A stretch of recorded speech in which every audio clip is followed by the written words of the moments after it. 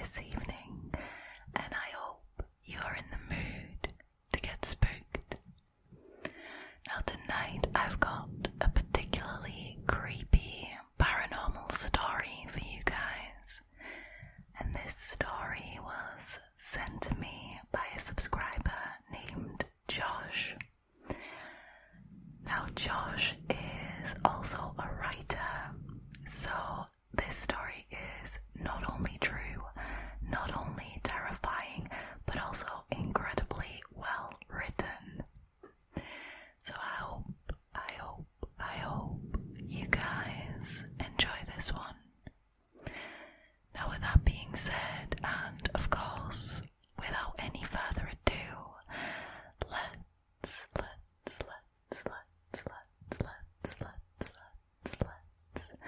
get into tonight's story, shall we?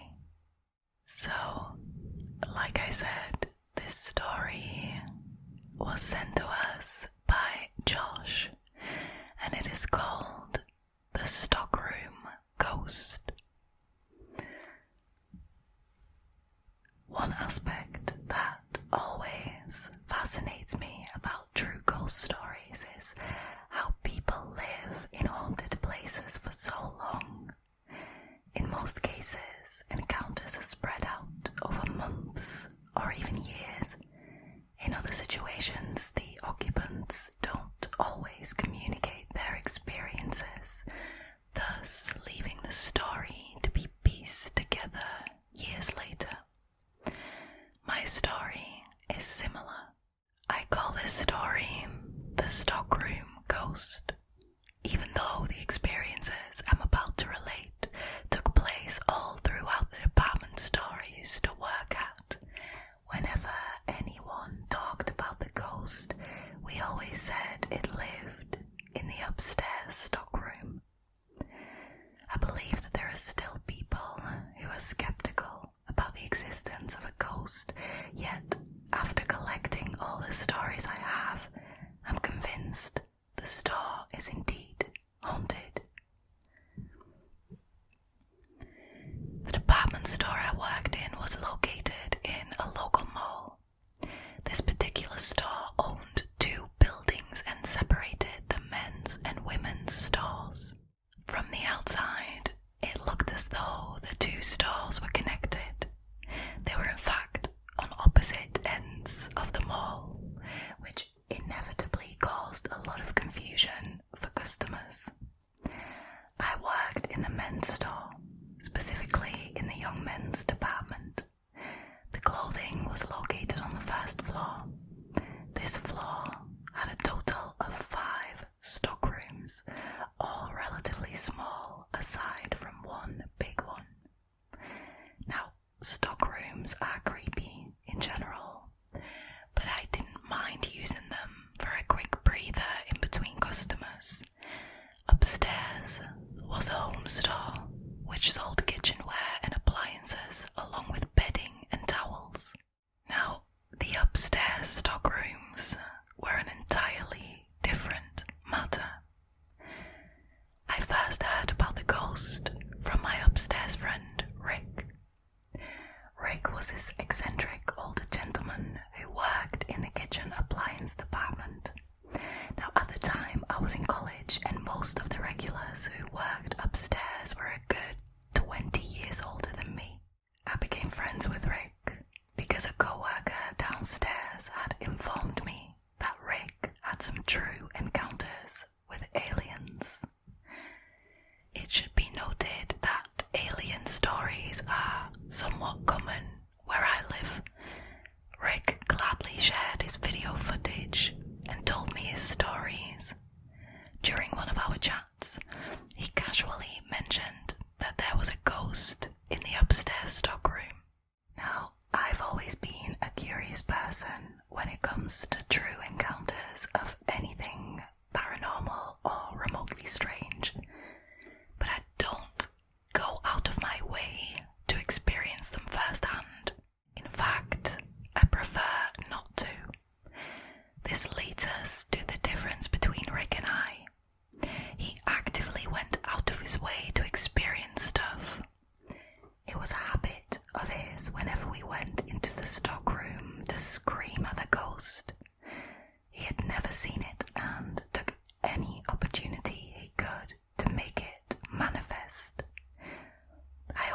them to stop because, knowing my luck, I'd be the one to see something. I refused to go into the stockroom upstairs by myself. Whenever I went, Rick always came with me. Luckily, I rarely had to, since I worked downstairs. There was a total of 5 stockrooms upstairs, which were separated by departments. I still remember my first time entering that stockroom. Rick, like myself, took small breathers between customers in the back, and that day I decided to join him. I found myself in a dimly lit, shabby room that had rows of makeshift shelves. The shelving always perplexed me.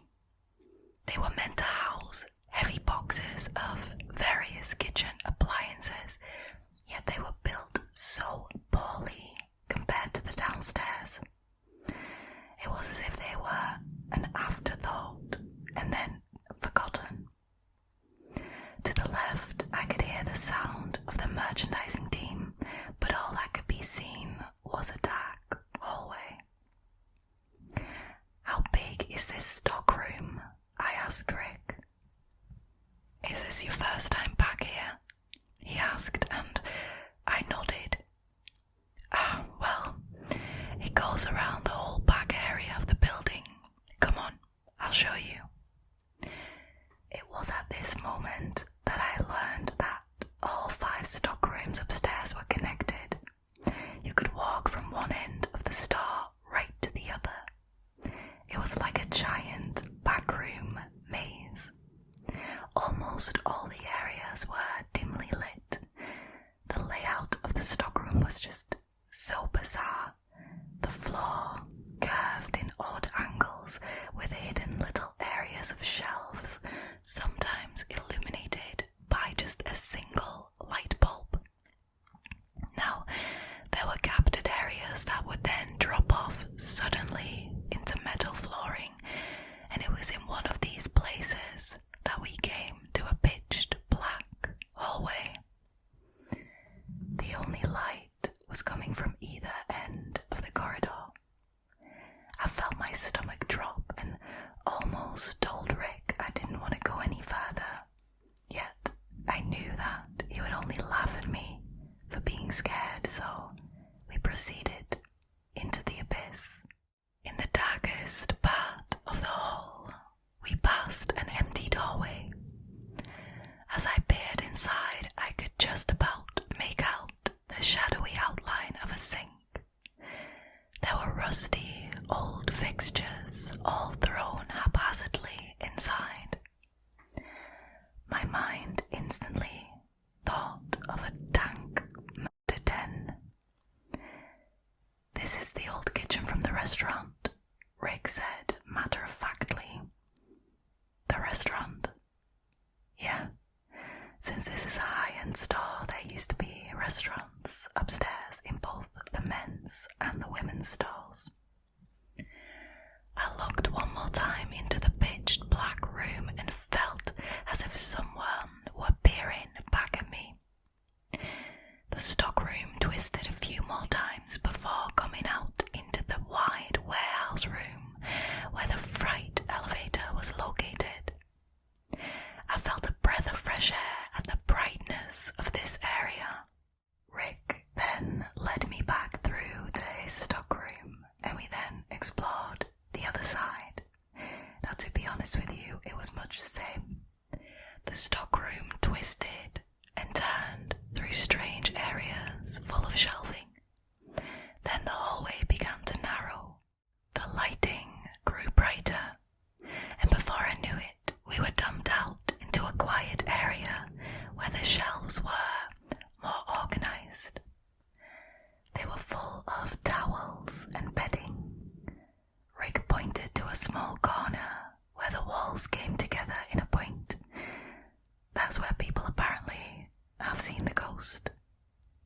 Now, I'm a skeptical person who likes to gain as much evidence as possible before believing in anything paranormal.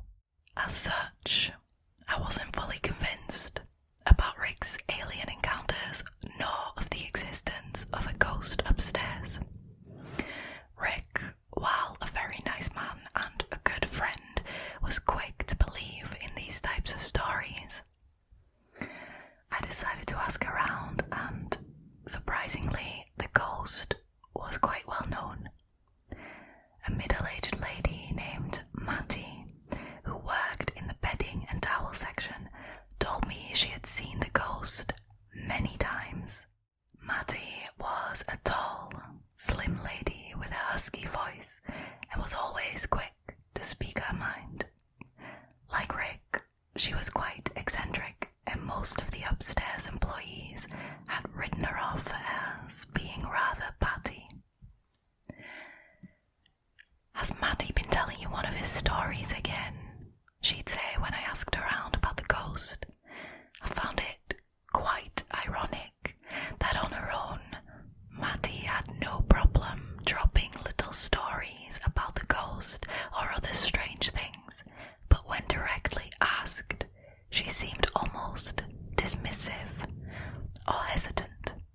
Nevertheless, I found out that Matty claimed to possess some psychic abilities which allowed her to see spirits in a physical form. She described the ghost as an old lady in an apron who stood in the back corner of the towel section of the stockroom, thereby confirming what Rick had said. Yet she was unsure if there was only one ghost. Now one night, when she was all alone closing, she saw a dark figure out of the corner of her eye. As she turned, she saw a figure standing there. It was no bigger than a child, but the shape was blurred. No matter how hard she tried to focus, she couldn't get a clear picture of whatever was standing next to her. Then, in a blink of an eye, it was gone. One afternoon, after I was just about done with my lunch break, I went to clock back in. The break room is also located upstairs, and many of us used Maddie's register to clock in. A co-worker from my department named Ashley was upstairs helping a customer. She was a tall girl with plenty of street smarts, who I admire quite a lot. Ashley was tough, for she had had quite a rough life and she was not easily scared. She was helping a woman find some towels, and as I made my way to the register, I heard her tell the customer she could check the stockroom for any back stock. I heard her type in the code to unlock the door, and I thought nothing of it. But just as I was about to head back downstairs, suddenly the stockroom doors flew open, and Ashley came dashing out. She didn't scream, but she had a wide-eyed look of terror on her face. Composing herself, she finished helping the customer. Once the lady had left, I asked her what had happened. "You won't believe me," she began, "but I saw someone standing in the corner of the stockroom. It wasn't a real person though, because they seemed to be out of focus. It was like they were blurry." Mattie had been listening and she nodded at both of us. "I told you." It became a habit of mine from then on to jokingly mention the ghost to any employees who regularly worked upstairs. It was on one hand for my own amusement, but I also realized that people were more willing to talk about such things when they thought that it was only a joke. Two girls, Claudia and Taylor, who worked in stocking, always made fun of me for even believing in ghosts. Then one time, as I was eating lunch, the two girls came into the break room. Claudia was more easily scared than Taylor, and she gasped as she saw me. You know your damn ghost in the stockroom? I smiled and I answered with a questioning, yeah. Well, we were back there this morning, unloading boxes. I kid you not, I felt something physically push me into the empty box. I glanced at Taylor, and she was rolling her eyes, trying her hardest not to laugh, but through all the laughing Claudia was doing, I could tell she was nervous and scared. She refused to go into the stockroom by herself after that. Being that I was in college, I mainly worked closing shifts. The store regularly closed at 9 p.m, but on sale days or during Christmas season, we would sometimes stay open until 10 p.m, 11 p.m, or even until midnight. The mall, regardless of our hours, was always closed at 9 p.m. A lot of times during these late night shifts, there just wouldn't be any customers in the store. This was especially true a good half hour before closing. We were to stay in our areas during this slow period and clean. This also meant that a lot of times we were alone in our departments. It was during one of these periods that I started hearing strange sounds. I would hear the sound of feet shuffling behind me. Turning around, there wouldn't be any customers, and behind my register was the streetwear and Levi's department, which ended in a wall. So there was no way that it could have been another employee.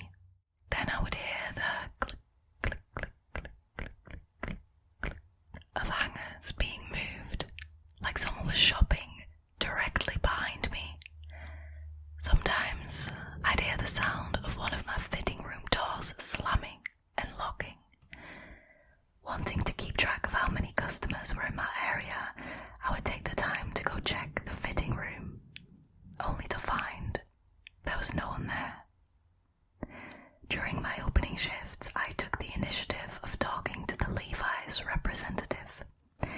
He was a fellow co-worker of mine, but his only job was to clean, stock, and help sell Levi's. He wasn't really one to believe in the paranormal, but just like upstairs, I found that the more I mentioned it, the more stories I collected. I told him about the noises I was hearing late at night, like someone was shopping when no one was in the store. He merely smiled and laughed at me and didn't have any stories of his own. One day, after talking to him, I grabbed a bunch of shirts on hangers and headed to the servants' gate section to put them away. As I passed the adjacent pad, I saw someone out of the corner of my eye. They were standing in the very centre of the pad amidst a rack of clothes. "Good morning, welcome," I said, assuming it was a customer. I placed the shirts back on the correct racks and turned. "How can I help you today?" My voice caught in my throat, for as I turned, I realized there was no one there. It had been only a few seconds before that I had seen a figure, and I thought for a minute that maybe I hadn't seen anyone, but the fact that I had gone into autopilot welcoming a customer told me otherwise. I felt a chill run down my back and I ran back to Levi's. Years later, when reminiscing with my fellow co-workers, all the people who regularly closed confirmed that they had heard the same sounds when it was late at night. The sound always came from that back corner between streetwear and Levi's. One lady even said that one night a pen had been thrown at her right after she had heard noises. I've heard it said that ghosts become more active when you change their surroundings, and I'm convinced that this is true. Over the next 3 years, my store went through a series of major changes. We got new district managers whose job was to change the layout of the store. They visited every couple of months, which was a rather stressful event to tell the store managers where to move fixtures. On top of that, my department was on a constant cycle of new supervisors and managers. During this time, we also got a new Levi's representative, and this guy, whose name was Calvin, was way more interested in ghosts and other strange things. Calvin started asking around about the ghost as well. Then the district managers decided to move Levi's. It was a whole month-long move, as 2 entire departments had to be switched around. Because there were a lot of sales that month, I worked more opening shifts. One afternoon, when Levi's was almost completely moved, I went back upstairs for my lunch break. There were hardly any employees on the floor, and when I entered the break room, the stockroom entrance was open, and a cluster of employees was standing there. A kind older lady named Christina was screaming, "No, I told you, someone touched me in the stockroom." The other employees were trying to calm her down, and among them was Matty. Christina kept going on about people mentioning the ghost. She had been one of the people who didn't believe that it existed. A manager broke up the scene, but Matty stayed behind. Matty explained to me that she had begun to feel a presence in the stockroom. She felt that it was leading her somewhere. Then, midway through my lunch, Matty pulled Christina back into the stockroom and I followed, out of curiosity. "Look what I found," Matty said. From an old shelf hidden in a corner and covered by old memos from the 1980s, she pulled out a spell book. It had clearly been there for a while. The cover was tattered but still readable. I was in disbelief, but having seen it with my own eyes, it was indeed a real spell book. "What in the world is that doing up here?" I asked. Matty and Christina had both worked at the store for a while, and they said that there was once a lady who claimed that she was a witch. It then hit me. The way the store was laid out, the area of the stockroom where the spellbook had been found was directly above the back area of my department. It was the exact area where we had all been hearing noises late at night, right above the Levi's department. Matty moved the spellbook to the break room bookshelf, which was directly above where Levi's had just been moved. The next day, the spellbook was gone. A few more years passed, and the district managers decided to move my entire department to the other side of the building. At the same time, we got a new manager for the men's store and a new supervisor for my department. Calvin had left, and we went through 2 new Levi's representatives. It had seemed that skepticism had won on the theory of the ghost. There were no more encounters, and people started, once again, merely laughing about the situation. But then, a series of events happened that left no more doubt in my mind. It began when the district managers decided to reorganize the upstairs floor. Months were spent hearing the thunderous scraping of furniture being moved upstairs. I became rather close to my new supervisor, Celia. We ended up closing pretty regularly together, since Martha, the new men's store manager, usually opened. It turned out that we had gone to the same high school. It was one of those weird moments where people from high school knew about you, but you didn't know about them. One night, Celia asked a group of us to stay with her while she closed the store. Up until this point, I hadn't mentioned the ghost upstairs to Celia. I asked her why she wanted people to stay with her, wondering if she was afraid of walking out into the dark parking lot by herself. I didn't blame her, because I usually walked out with someone myself. At first, she hesitated, and then she told me what happened to her last night. Celia had been going through the normal routines of closing the store. One of her tasks was arming the building, which required punching in a code downstairs at the employee entrance.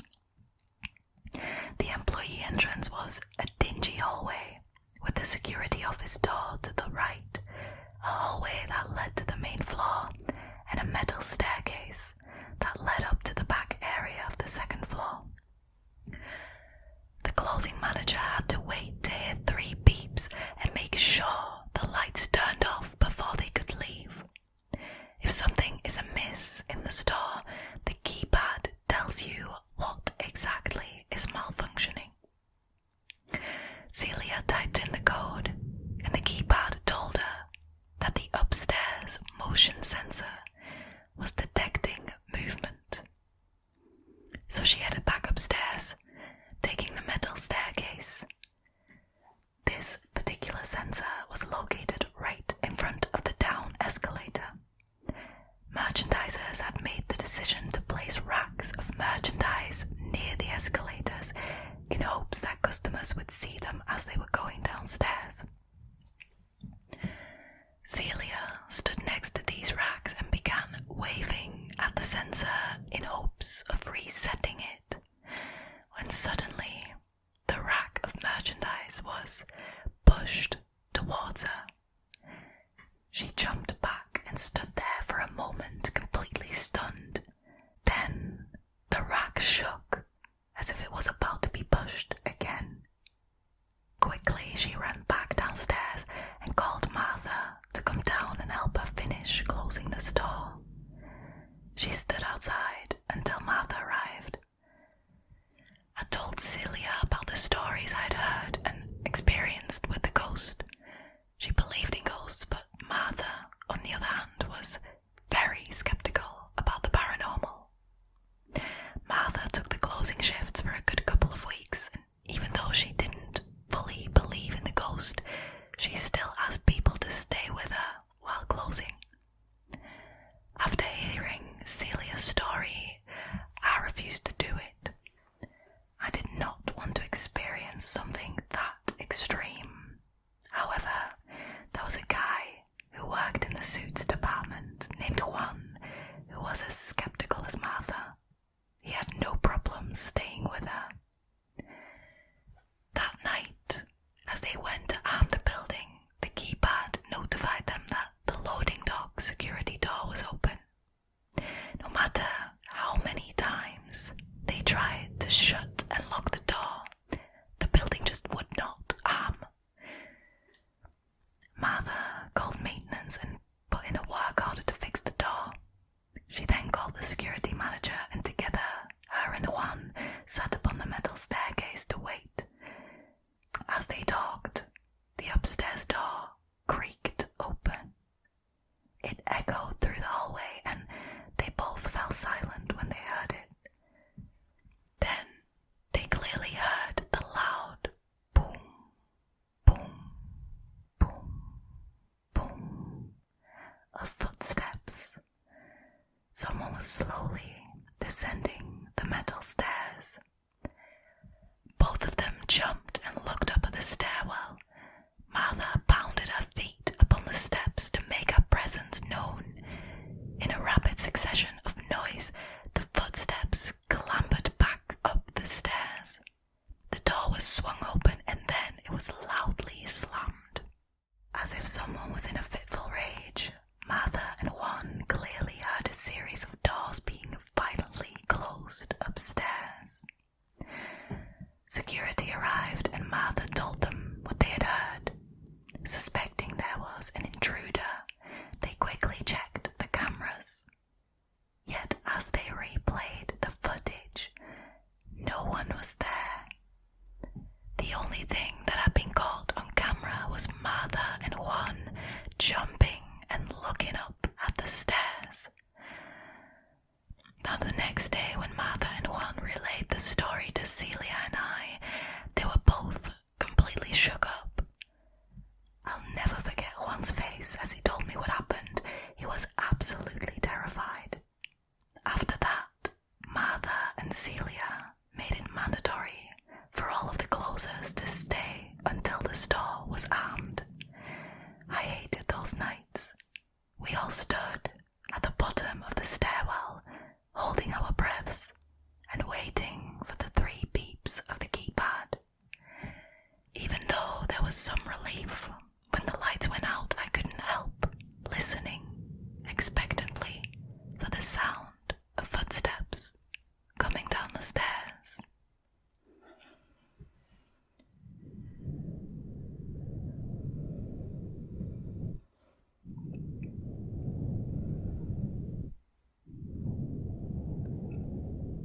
Wow, this story, it is wild. It is firstly incredibly well written. It's like you can see it all happening right in front of you. I love it when people can write like that, when people are talented like that.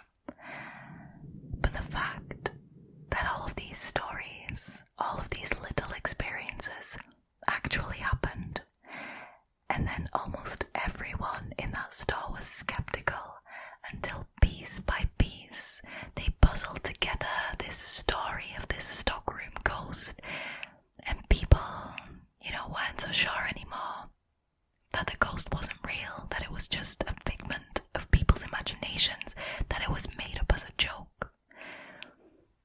Slowly, people started to believe. That is insane to me. That tape that they looked back at, and there wasn't anyone on that tape, and you could just see Martha and Juan just jump up and look at the stairs. That probably gave me chills. That is nightmare material. That's insane. That is like something out of Paranormal Activity or something. Which I guess this is real life Paranormal Activity in a store. That is wild. Can you imagine working there? Though, I suspect that there weren't occurrences every single day, that probably a lot of time went on between all of these occurrences, experiences of people. But still, like if you were working in a store and you were in the stockroom and you felt like you were being touched, would you stay there? I mean, I suppose with a job it's more difficult because you need the job to pay the bills. You literally need that job to live. I definitely agree with Josh though that stories of the paranormal and, scary stories, it interests me so much and I'm curious and I want to know more, but I wouldn't go out of my way to experience things. Quite the contrary, like I wouldn't want to experience these things. I want to hear about them.